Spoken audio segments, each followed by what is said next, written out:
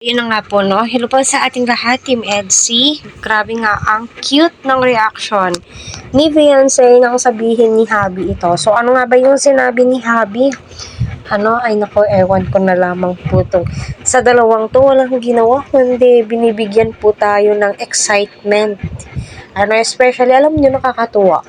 No, grabe po yung saya ko, yung ramdam mo yung effort ni Edu, yung tipong pinupuntahan si Beyonce na doon sa school. So, dyan mo po talaga masasabi, no, na si Eds ay gagawin po lahat, para itong si YP po niya ay yung tipong komportable, yung tipong walang tinatago sa isa't isa, mahal po nila ang isa't isa, yung tipong handang mag-sacrifice, no?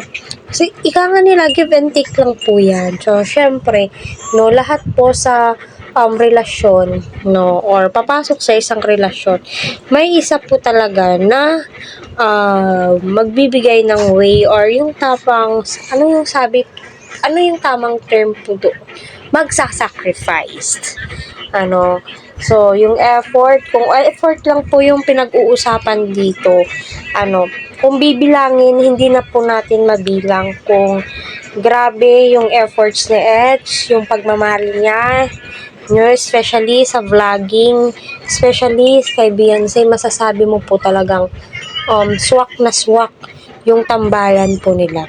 So, ayun nga po doon sa ating napanood, na bakit nagsiselos ka ba? Sabing gano'n. So, nakatingin na lamang po itong si Beyonce sa mga mata ni Els. Kung totoosin, wala naman po dapat na pagsilosan si Beyonce sa na-link or doon sa video na kumakalat na andoon sa